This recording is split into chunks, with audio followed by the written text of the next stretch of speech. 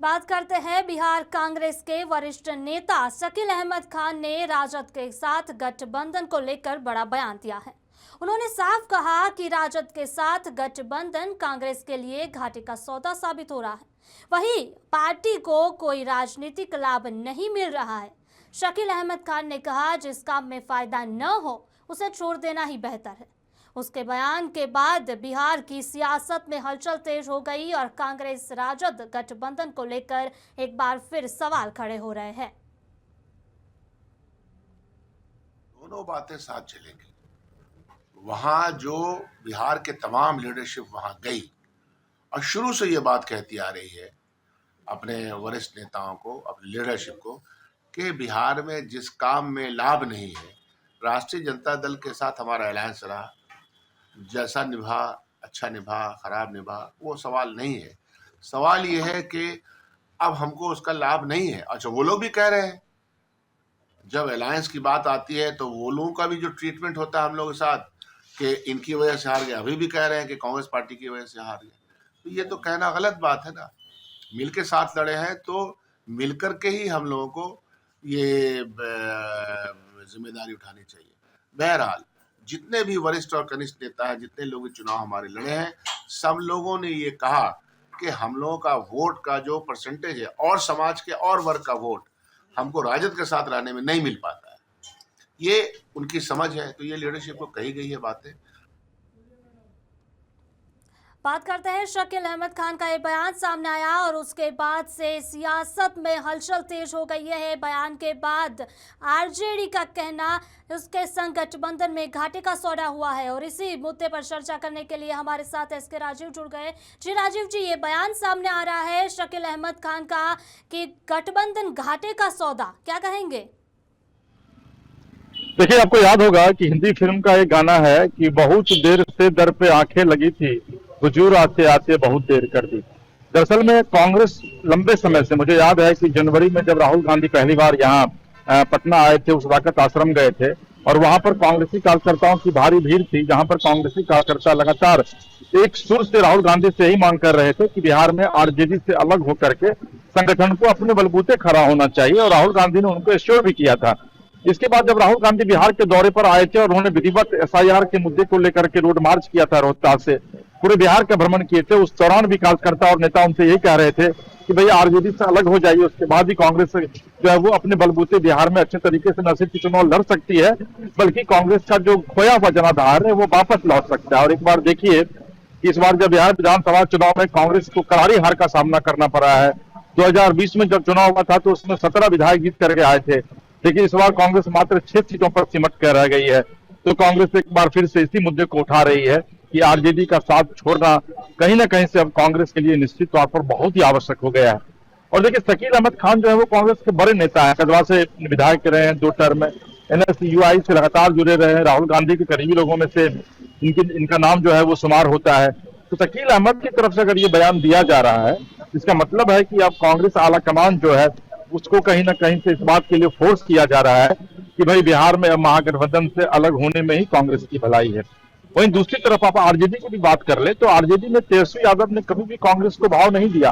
लालू प्रसाद यादव ने कभी भी कांग्रेस को भाव नहीं दिया, बल्कि लगातार आरजेडी यह कहती रही है कि भाई बिहार में जब तक कांग्रेस आरजेडी के साथ है तब तक आरजेडी जो है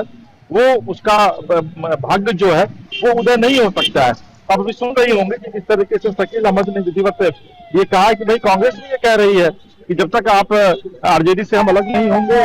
आरजेडी भी कह रही है जब तक हम कांग्रेस से अलग नहीं होंगे तब तक हम भी बिहार में जो है वो बहुत ज्यादा आगे नहीं बढ़ सकते हैं। तो आप कह सकते हैं आपकी क्लैश दोनों तरफ से शुरू हो गया है, आरजेडी की तरफ से भी शुरू हो गया है, कांग्रेस की तरफ से भी शुरू हो गया है। हालांकि इस पूरे मुद्दे को लेकर के आरजेडी कई नेताओं से बात करने की कोशिश अभी फिलहाल की गई है, लेकिन उन्होंने इस पर कुछ भी बोलने से इनकार कर दिया। लेकिन बीजेपी कह रही है कि कांग्रेस का ये पुराना राग है और लेकिन आला कमान जो है कुछ मानने को तैयार नहीं होगा। भले ही शकील अहमद ये बातें कह ले, लेकिन इतना तय है कि आने वाले दिनों में कांग्रेस निश्चित तौर पर यह कोशिश जरूर करेगी कि बिहार में, क्योंकि मैं आपको बताऊं कि बिहार में कांग्रेस का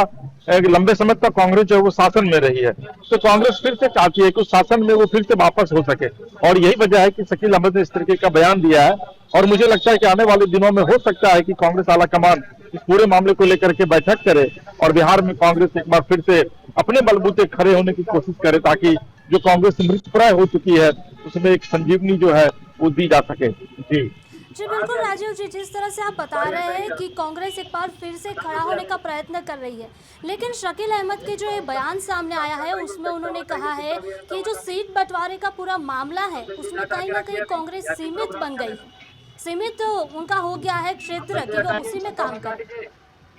तो देखिए, बिल्कुल कांग्रेस जो है वो, मैंने आपको बताया कि कांग्रेस आजादी के बाद से बिहार में लगातार शासन कर रही थी और लगभग 55 साल बिहार में कांग्रेस ने शासन किया। अब देखिए क्या कांग्रेस की दुर्गति हो गई है कि 2020 में जो कांग्रेस बिहार में 17 विधायक लेकर के आई थी, 17 विधायक कांग्रेस के जीते थे, तो इस बार मात्र 6 सीटों पर सिमट के रह गई। सीट के बंटवारे की बातचीत हुई थी, तो आपको याद होगा कि आज से लगभग 2 महीने पहले किस तरीके से आरजेडी ने कांग्रेस के साथ गेम किया था कि नहीं भाई, हम 40 सीट से ज्यादा आपको नहीं देंगे, और अंतर जाकर के 55-56 सीट जो है वो कांग्रेस को मिली थी। तो कांग्रेस लगातार कमजोर होती नहीं गई है, बल्कि कांग्रेस को आरजेडी भी लगातार कमजोर करने की कोशिश करती रही है, और आरजेडी